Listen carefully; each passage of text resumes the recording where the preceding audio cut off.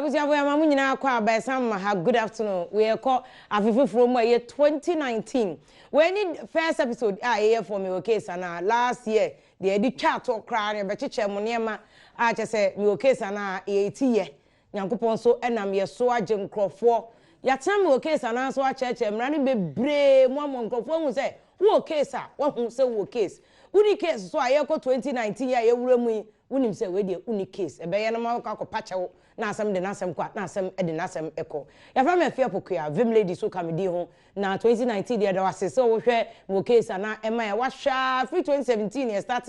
besi ne nyina wo de akosa besi sabre ne ye de ko efiada ne efifiada de abehya ya wada ne efi wo de abehya nwumre ne asan de abawia ya dribble mo saa ye da mase se ni nyina mu no munye mu ahotoso nye ho abotre ehwem wo case na ema ye da mase ye ko 2019 last episode ye for 2018 no mama ye feedback kire ne ema ye amoni nye ho ne ema mpese esesa ne ebe ye betimi akoyanim ne asum ye ampanifo atworo ni nyina ato asopom woma ye so wom de nyina be ye adwuma 2019 ye ma se de etie bia no fa so kese abaso se de meka na wie ma ha emma mo ayi good new year what you say happy and ye pay good a obi abenya kakra o be hwe ne ma wo me bro wo mo yire nom ne ade o mbegyaye wo mo so ebu sebe mema kwase age wo musika de o mbegyaye wo mo so ati aware ho aye sakabo aye rese no Nyankopon beto ni hira egu so na aye papa wo mo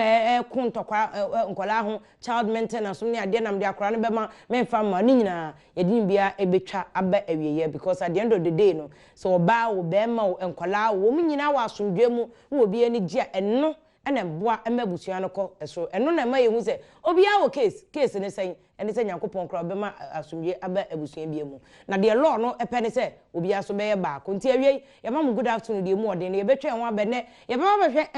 enkom sa kese a aba e wo 2019 mu se kamia se ba be ye common come show we ni ahye obi si causing fear and panic and alarm and also a criminal offense and Ghana criminal code 29 act 29 mo obi abumra na obi ko hye ho nkom no ma hu bowa wabo hu wabu emra so emra bi betimi edi no ni nyina ebegusa lawyer for no ma kire ye senso wanso na waso da ye se de Daniel Nebukadnezar akoso ne da Anaa Daniel ene no wo chechemu no kire mu kire wa wo wabumra so ano no wabumra so de tie bia no se oso ene emra ehi na behia ehi na bo ebra ehi na mu paye ni nyina beka ho asem ewo mi case na so me hu se wo case abehu uni case so abehu enti ye na ne ho mra na afa ye nto aso mi case na ani aha Adom TV ye wazo ye bibledi efia pokua ni ene me ni production team ni nyina edamas ye twa ho mra na afa ye meto ade aka ni nyina so ye ne lawyer for no ezi nkonwa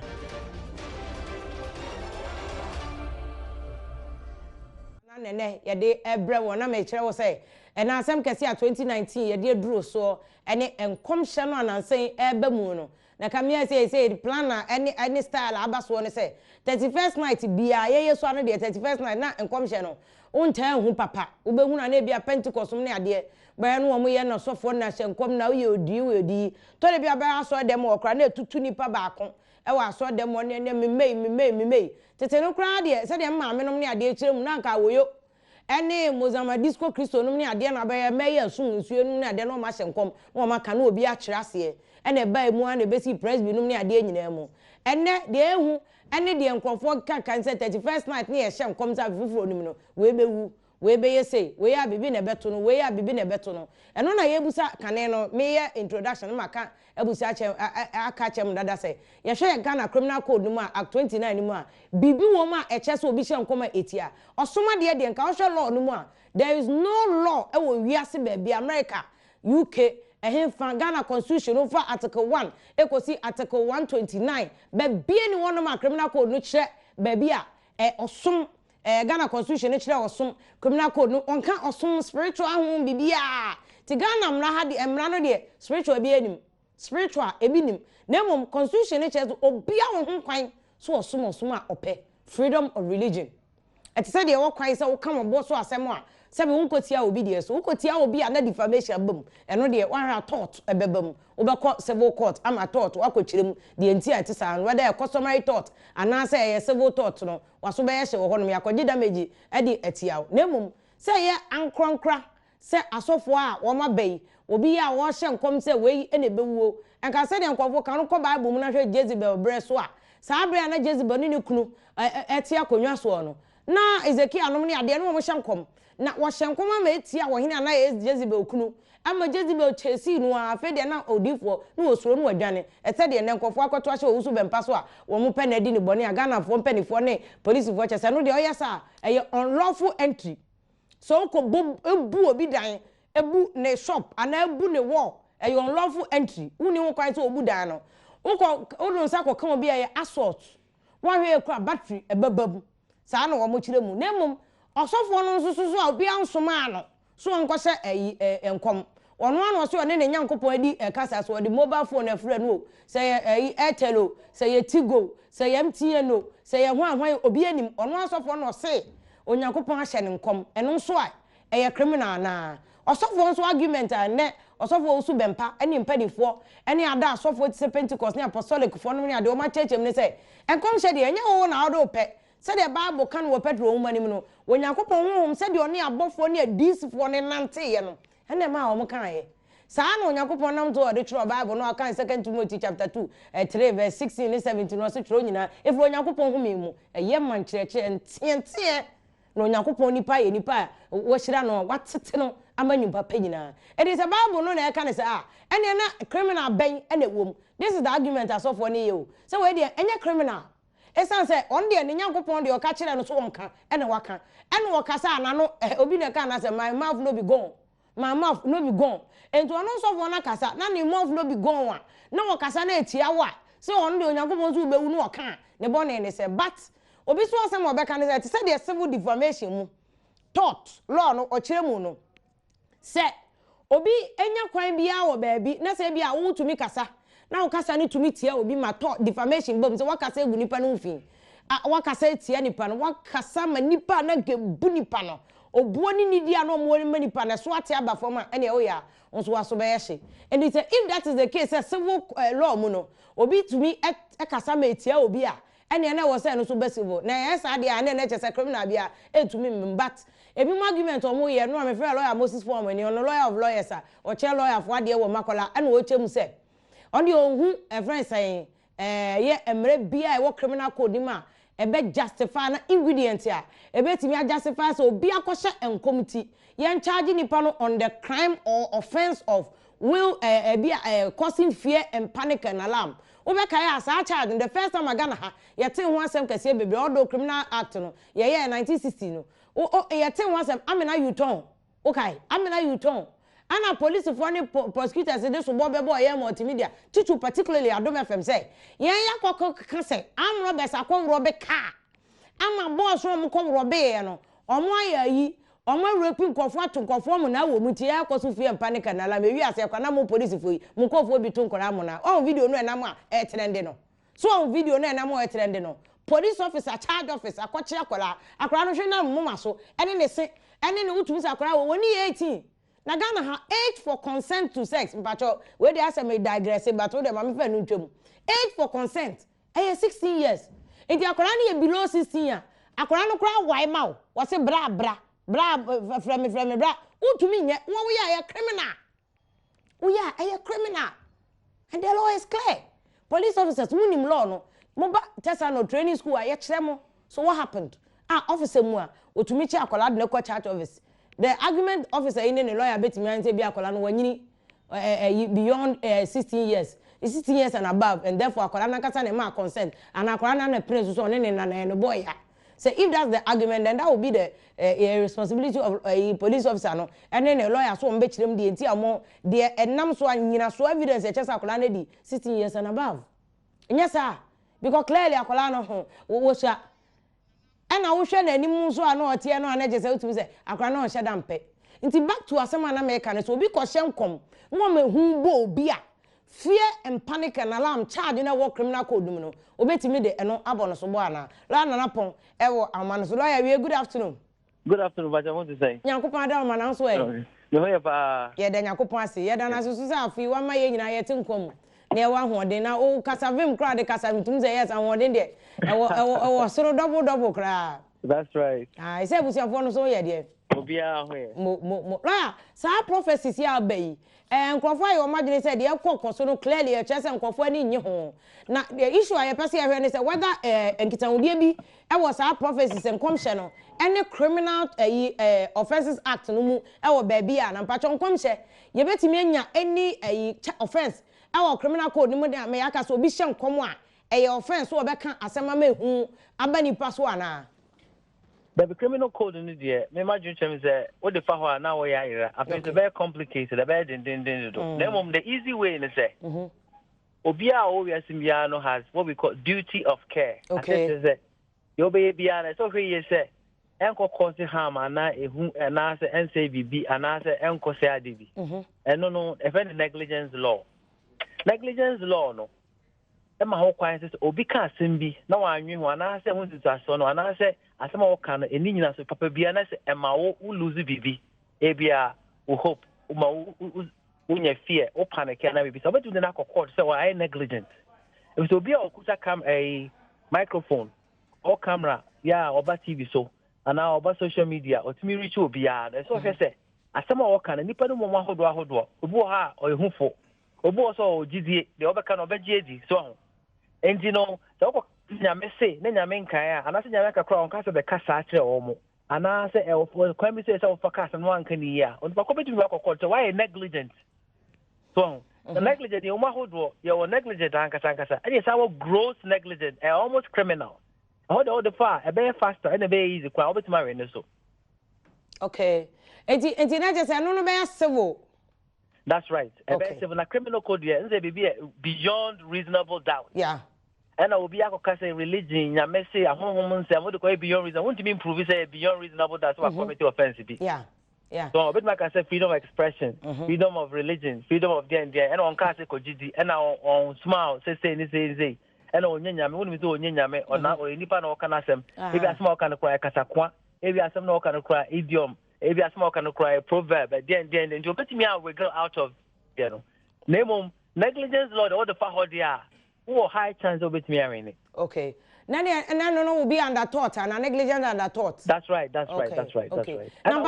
touch law is a broad. Yeah. A broad pa bet me the arena. Then na okujina house, Nyakopo Ben or no kasa, time or no kasa, no kind, only penny for transfer kind. Then a buyer, that's one filter. And I'll put out can't say anything. Evidence ben now also in Yamekasai. Or track record bell, which is a small behind no crown. I say, oh, the rest of the arena palm on watch or woman can send it for back once. Nipa Brio Muchantro, Bible can't say, who will be so on Yankopon, a smapwa, or Casama and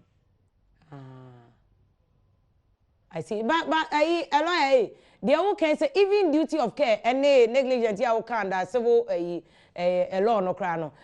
Kwan ben so na betimi go nipa de na dwe ne say Nyankopon ka asem a kire no. He has no way of betimi prove sunsun asem. Say Nyankopon ne kasa no. On ne kasa oni chi spiritual connection. Ti an obe na be gina court kwa even in a civil court. Say obe kirem ti so unsu bempa de wa hye nkom ni bia mana bam. Enti ono aka say emre bi o say ebinum bewu ebamu nanado de ya 2008 o kasa nanado on wini ampa wan wini na no kasa obe wini election 2016 na nanado wini ye enti so oni pasa no sa evidence or they come between Onyankopon needing kitawudie how do we even prove it in any civil court mpo say Nyankopon na na kasa and therefore you extend it to even ask him sa duty of care no 50 a balance of probabilities and this is a criminal beyond reasonable doubt okay and I okay say enye nkoma wahye nyina na abam na saba mukura enye nkoma hyem asem ne yeka o yeka akwan a fa so menka ono oguso bempa asem because beko court me just beko court me ka say in general no number 1 Nyakopon no kasa na wo nim Nyakopon no akasa ade na wo begina so Nyakopon no akasa which means that so we just kwame me prove Nyakopon no kasa nya person no kasa nya wa dwene no kasa me wa and to be begina kasa nya me ne kasa bia na so the evidence ba because on can say na dwene ne say oni nya me ne o si nya me ne kasa and so the evidence bias number 1 oni nya me kasa ampa ne Nyakopon ne kasa as evidence number 2 no nya me no kasa kura ampa so you su nyansa what krom ni nipa na etie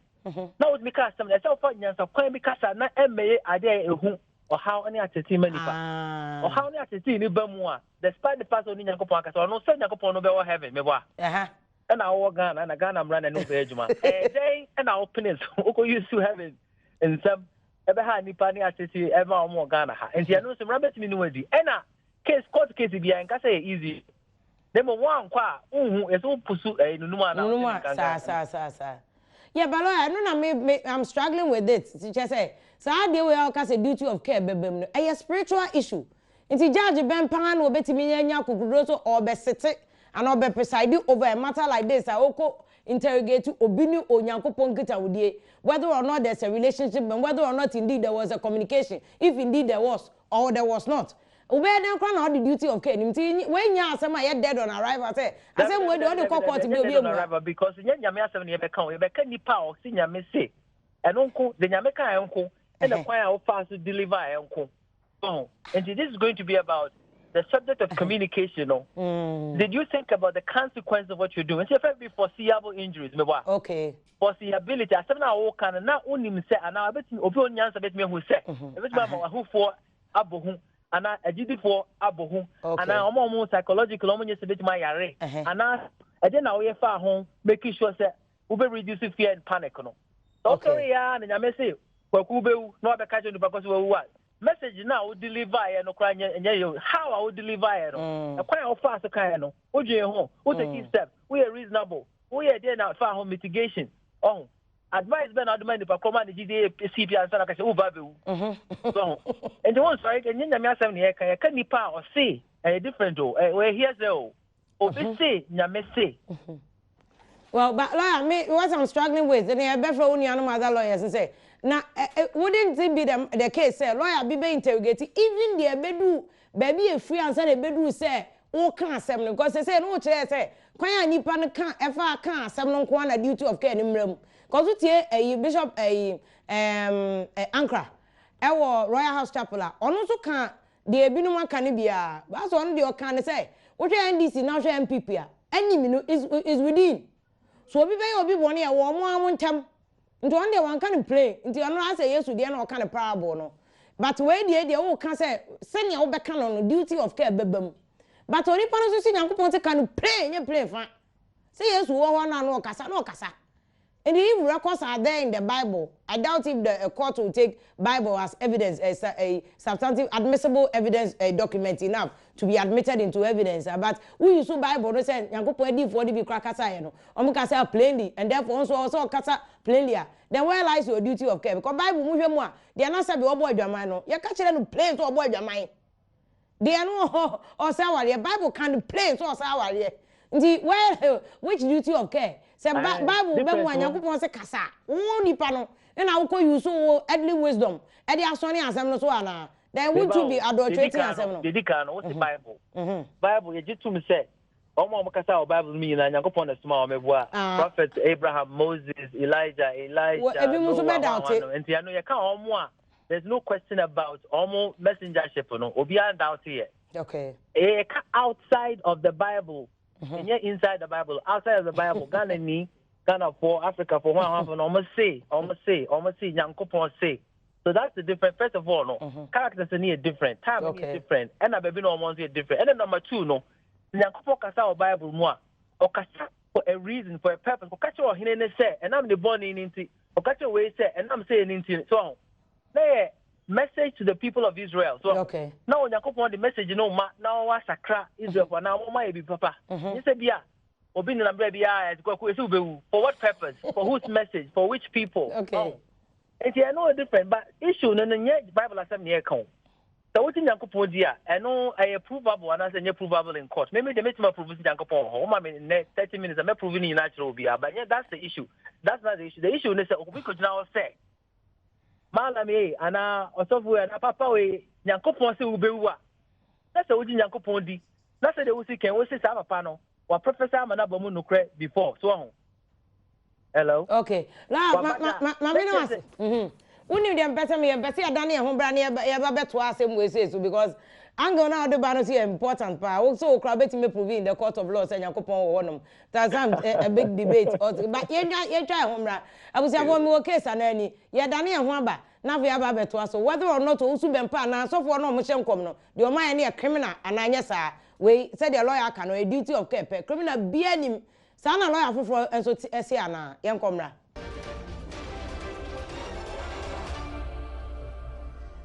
abusia wa sam ma kwa ba bi mi wo case na wo live Adom TV so ye wazo yem ye rafi fufuro ni mu no na wo se etumi hwese ye beka ensem na wotwe nsem aba no ye ntumi nka abra ye nka eho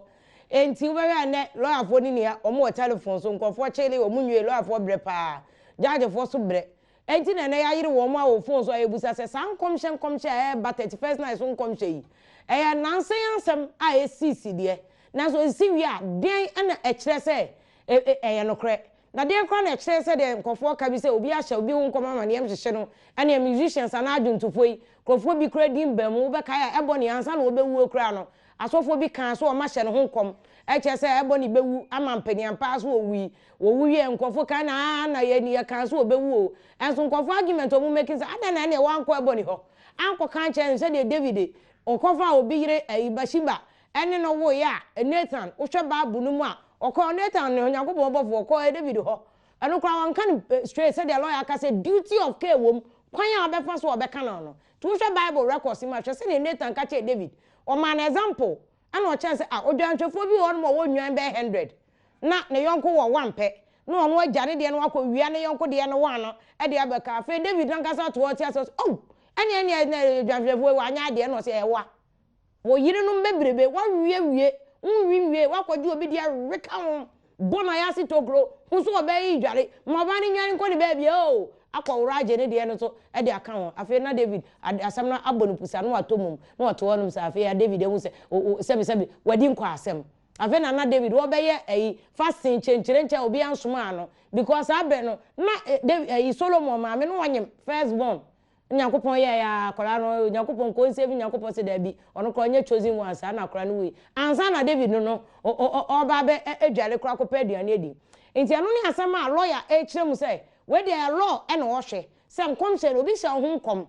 enye osu bempa de nko a ye kwa asori kofo bebre mu ni wo kwa asori ma sofo bi aka cho so bewu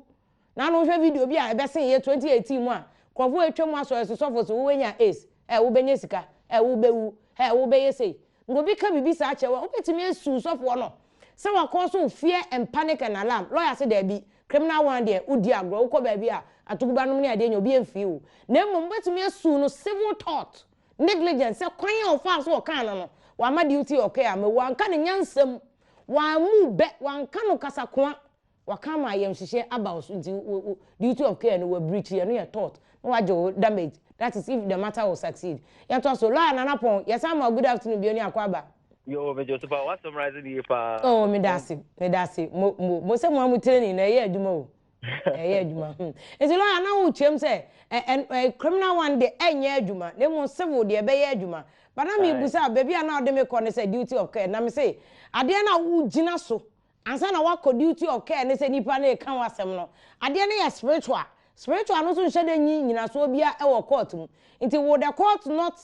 look into the source of asem na wo ka no ana say mo ye lawyers mienu wo mu another lawyer on to me rebate ho no say there be video wo gyina so na nkasa no court enhwe spiritual matters nti bra free court ko on to me enya no say rebatable there court is Ghana ejitum constitution mu kra say you started in the name of God and an Almighty God. Ghana ejitum se Nyankopon ho. Okay. Nti nye sa afi ne ko jina ka se Nyankopon asem de enye reality. Reality e wo ho se nyame wo ho. Ena obi ejina ho se nyame nipa, nyame prophet, nyame commissioni, ena nkofo so agina tum. Nti nyame wo ho ampa na nyina ajitum a. Na wa be jina ho se nyame asoma wo na ampa so wa hye nkoma me bia betu. Ne ke se wo duty se Uni nyame asoma wona wo nyame asoma na oba na wo be kasa se wo kasa no win se dipa e wasa sisu no ebi weak ebi ewo anxiety anxious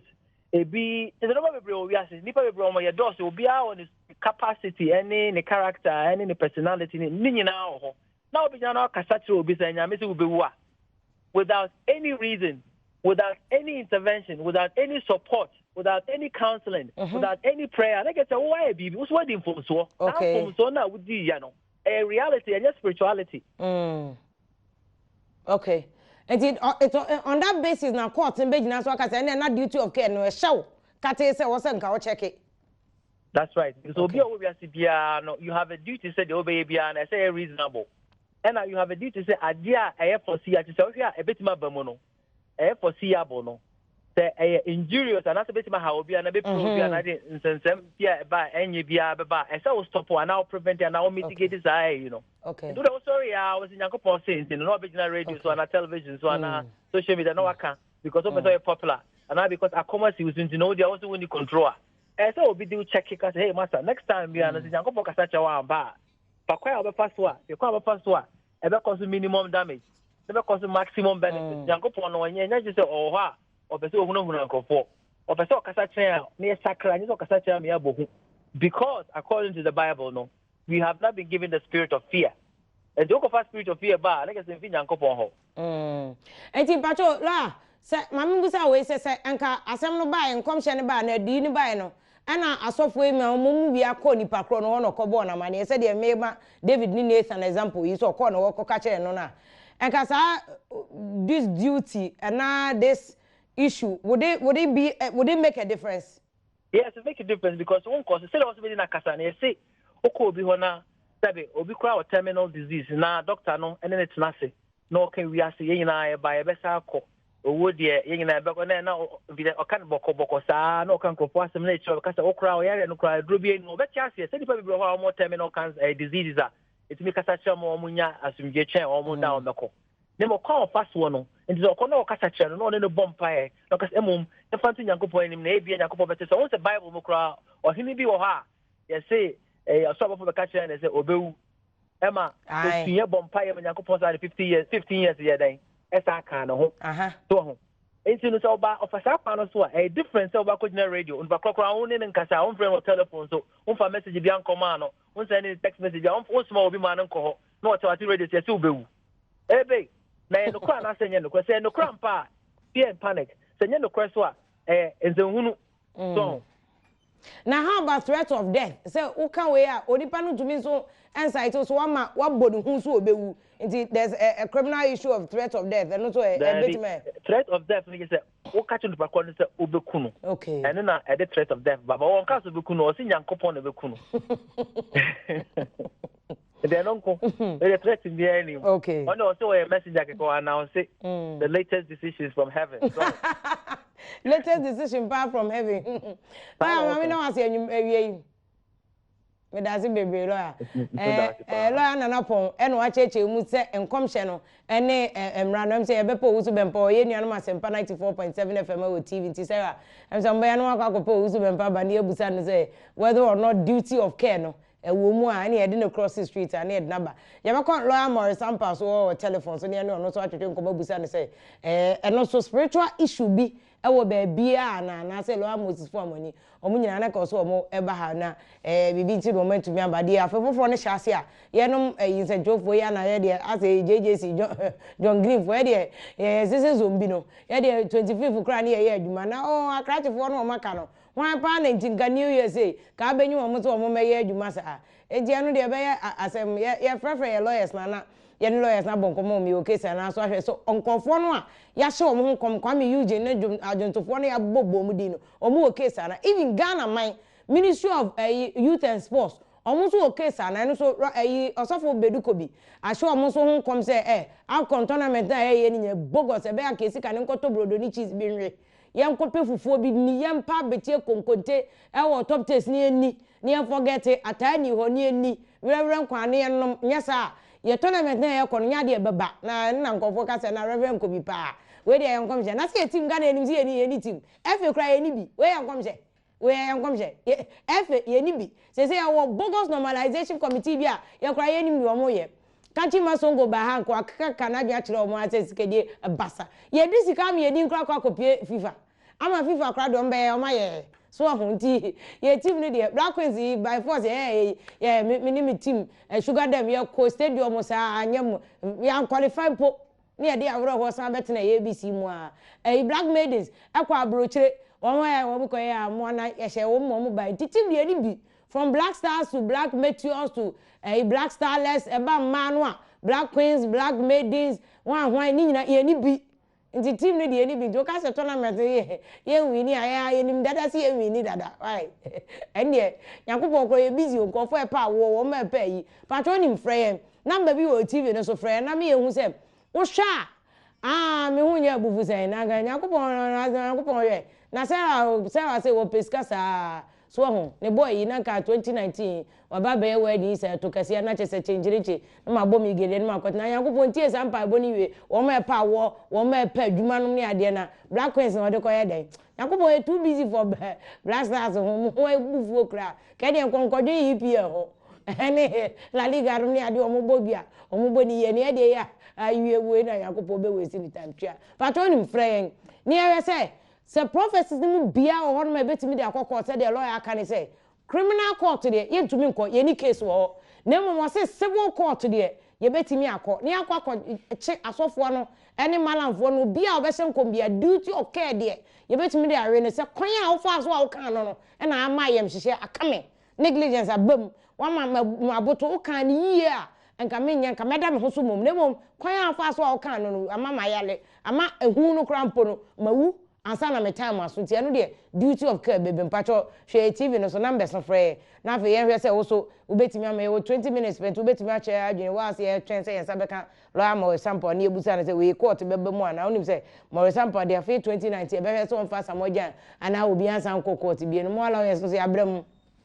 sɛ mse case mo hwe a de nkwan wo ho no na che sɛ mo de aye ya nti pacho frɛ numbers sisi a numbers from 1 to 4 any numbers na wo na unim numbers that any of them ofre ya yensa beka na ye the questions and our wadwen chani na atodwa na ye ni na ba numbers no TV no so mo so a na no ye show no am winning mpaboa no sister course be free want to me anyina so am ye anyo number wo mpaboa wa ha beje lawyer Oscar Enro Asantino wo so mpaboa wa hanom say ye wo so beje wa de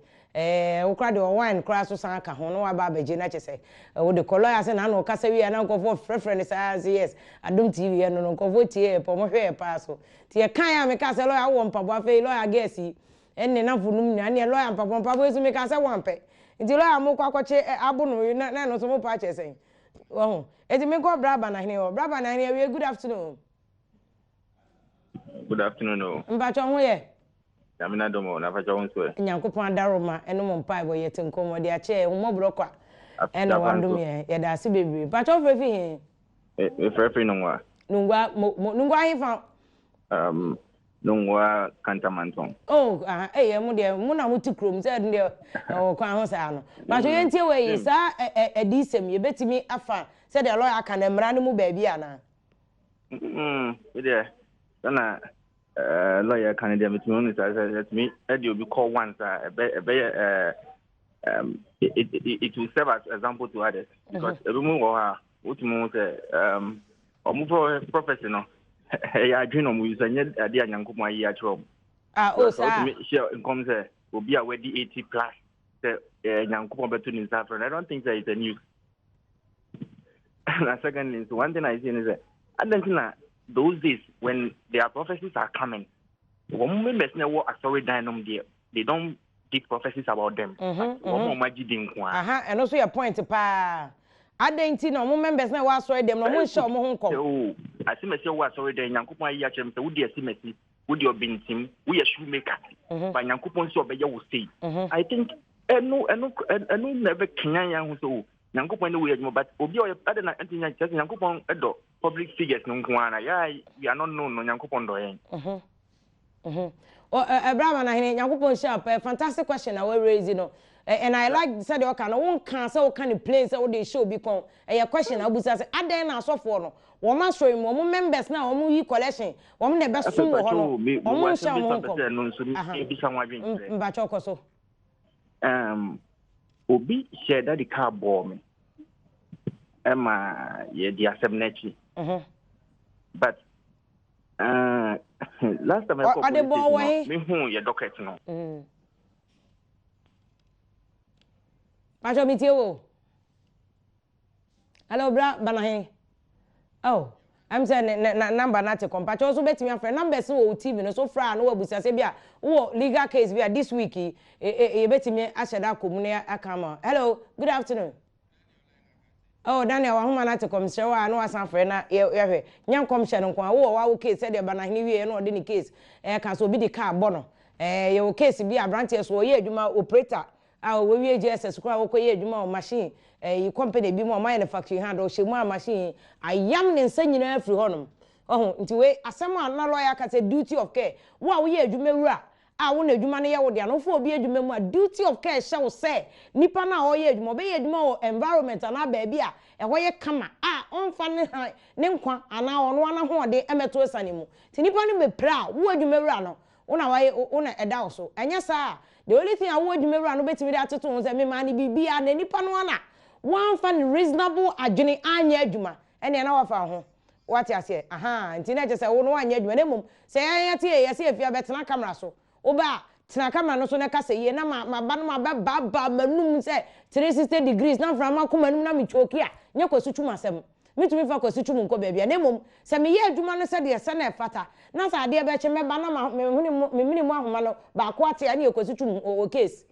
wo betwa me kasa akose mawuo wo sukro betwa woni bia beton ne dan de ateka sa na tie enti duty of care na lawyer kire mu na se kire no cameraman ye so wo megina camera ho wo begina camera no na ogina ho yi a kwasutwum ni case nemum unso begina camera no anyina ho yi na ade oba na wa sugar no wo chena ba na so usisi ya o ya na bra wa case ya una wa nyina wo yi yanka ncho se begina camera nanim na sugar ho gina camera nanim na ye study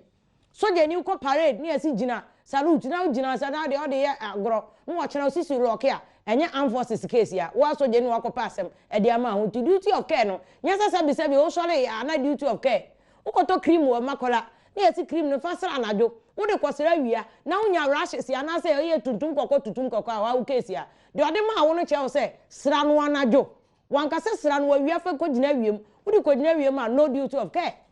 so what you say enti de lawyer ka na very serious pa say de banahene ka no ya fa na wotwe na awie good afternoon. Hello Nana. Hello Nana. Nana awotwe o ahoma no mse se new year yi de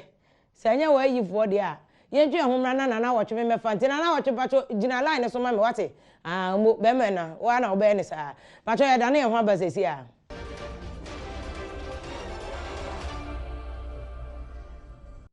Abuja so ahwe Adom TV ye wazo ye ana mi o case ana ne enkofo o case pa afimu ani nyina wase etumi ka 2019 a ye remodis 2019 case kase pa me wo be me bi oni oba afoforo wo ye o ne yene mo ana oni oba afoforo ko wo ye na Ghana so de se de mra ne che no there is no illegitimate child edukunu wa mo amfa plaster antai na ha mu won na mo wo saa akwara no ko wo mo abonti nya japade na onu kunu ye no mo wo mu umbe kufra no pakosi anajo omu wo chafa wom enti be me yewu wanya will oya will anka so wanya will enti anu asem ye kan se akola no wo abonte no e wo so onya bi se de mra ne tie no obi ansoma kunu so onko peget ti na mema no so dendende ye kan mu ntie mo tra mo ye no mo kwa ho mo pe be wo nchen de na wo so wo sika it wouldn't see a cockroach and covobi case until this year back and was illegitimate children, so called, but they are all legitimate children. A Japadia here to church, a back and was any domestic violence law, never some comubium, Aquarian, day a one, it's here and running now, you back and was him. I've ever intercessor session law, no, and Rano will be one on your way, like, dear, quiet befaswa, you betcha Japadia, and a bush of what? A bush of penny for a moosey, see a bush of one, most ever come once a mafia, but anything of be adventure or car council. 1st December sorry a osu bempaye ye nam so nti ogina so hyenkom efa chief imam hono ema mozami fekuo bi di ebufuo ekofa kwana sorry wo ekosese ho nema me bra mebunu no kosese ya sorry da no ho nema ewieye no amadodo no ara ena ekasa fa enkom a osu bempa ehye ho a abedane asem a dodo no ara ka ewo manyimu Adom kase ne owura kama di na kane MPP amanyuko no no ye national nasara coordinator atutwe nkomo ema wakasa ede afa enkom hye no ho ede a kyense ekwan a sofo ne adifo bi fa so hye nkom no ebehia so no behwe yie sie ne de enyina egitum se ye oman a yeje Nyankopon etum yie papa ana yeji Nyankopon edi yie papa se we ye Kristoni o we ye Muslimi ni o ye nyina edi Nyankopon eji na ye san wo asofo wo imam for ha omo ye leaders ana omo di yenim omo preach kire de bia omo kire nyamesem ana omo ka nyamesem kire nanso edru bebia spiritualism no enema wo behu ana Nyankopon be yi a kire wo no eyef se at least oyi chira okra na okọ nipa no ho nipa na ofi say affecting no ma oni nipa no enko dem enko di ho komo na ye be use public platform can sembia ya nhwe yi a timamofo ana omo di echi no achichafo no omo nti ase. That is why I said say yes, spiritual understanding ewo honom and a public comment so ewo honom. Na your leaders esua say na be ya betuma call them and I betuma call inside I could discuss with what Fe 2018 mako 2019 mako fansa maba nti ene mi case na ye jai cases ye ka nyina na ye beka enkom hye no ho asem so mo hye enkom na wo case anaso mo ya hye enkom no fa omo ho se o mewu we beto omo akwahia we beto omo no mo na wo case obi ti se Shatawale o case ana oni case 2018 ya hye Shatawale ho enkom so obewu ona ti we awbra na mo ache se guys wo ye na dia wono kwa bufui se amafie empanic abeka no nti said na lawyer nana ponka no obi ti se shatter say ehun no bono a obetimi de sofo no akoko to say wa ma duty oka kwan a ofa so o kan nti me yire ne me ma omo na me ma me na abusuafo kro mo na se omo nyina agu aso dem a omo bo empire sa ana say enete na sofo aka say criminal one there lawyer say criminal one dey to be for criminal offense e me show obi akon say onko dem there bi na mum civil court say wo court say aso me say wakasa agu no ho fin wakasa ma ne yem ahye no wa breaching duty of care ahwe no a nanka wo say no the perfect tree no ahwe wie a nanka wo say wo ye wo unsam kanimu sa Nyankopon de ono wakasa no problem say the lawyer aka no ne mum kwan a wo fo aso asem a Nyankopon ka che ono so kan ye e de che aso me say anaso obenten wo anya ahwe ye nti amehu abonipa na manipa no kra afon abra yare no kra no enya maaye amanipa no kra da ona wanya BP wo breach duty of care no ana no na lawyer aka say ho de wo mo ya so mo nkom no Shatawale o Kwame Eugene ho ahwane ye so mo nyina wo case enti ya sha ho nkom a wo case Black Queens Black Stars team ni nyina FNI normalization committee yes mo case cause so yes mo win tournament dia this year ti musika e dia ma mu nya mo be wesi ska de be ya mo chiche ska no ma ye ni yakoye baabi akwasutu mo hye no nkom a kono so case multimedia na multimedia mo hye ho nkom ya multimedia ti ye uba ye office kakraka bo Christ at work ye empire ye dwan we Friday ko be dwan empire ye ni adaje ma mo nkom hye no umba steady wati ti mo na Nyankopon no mo akasa ye Nyankopon no ye kasa mo ti mo de mu nya akwasutu no workers over 1000 workers mo be hye no nkom ama fie empire ka ba se papa e wonya aduane ni ezo ni wati ase na ye bewu no dabi ye tam so e Nyankopon oni ma bebe obe yusu ye de aye ji mo de munya akwasutu no ye kakra na odete wona wontina no fanye ABC sa ko se ye nyina tam be so na chese de obegyae na wagyae de obekọ ene obekọ baabi akọ ton kontomi odom se de me kontom mi kontomi o kwase edwa so ya na waye wade na okọ baabi firi na eno ano no ndi abusiafo mo vanche me ade kasapole men de ene me guest fo nyina mama mo sampa ne me ade amba santoko ese kamiwie ya na ko ato bra na otitwi santoko otitwi ho anti mo kanche no ke wie ya no ato ayi drink me ye bahai santoko talk ayi tea bia ne ko mama me ka obeto ho me mpe wo de sara me mpe wo de mama santoko nto coffee cold drink na ko de sia na ya sepo aduma no aye 2019 ya nya ne say last no aye no nkora de no ye kon high tech what I say evangelist bi na say nka de time waso aka 6 minutes evangelist de ono yes ono call the card duty of care okay evangelist ma good afternoon awie me jo so me patro ho ya de me ho ya na patro evangelist so share sa 31st night nkom ni bia na o de o ye clean amon kom share na mo share ne kwampo de me time kra wow we evangelist no adan na so for no mo nhyan kom say afie we onifre ni bi onam kwan tresra de bewu obewu say na omo ya titru wo man mu nkwan na mo show mo honkom eye me wawa okay eye me wawa kra akonfo kran pa sabe mpo ye so mo wo abosomfo ye so mo ne bronsampo na ye adwuma no okwa na so ye ya ono nu obehu ade wo man na otim na kru na otim so mfa besi bedwam obekọ oman hene wa ka kire say na abosom na beka kire me na se konfo kwa tumi hu nyansa sabe ekọ oman hene fie ekọ ka kire ne say na say ne mehu wo kru ni mu a ana insuo ne ye somo mo ne sise ya ade na wo de nyame no somo no sa nyame ne ayi kire wan ko ni panifia nkwa kan kire no won say tansam na mo ken na mo de pefem because baby papa will be an abundance war. Almost can and one a dimako dinchen and said the cassa a bem.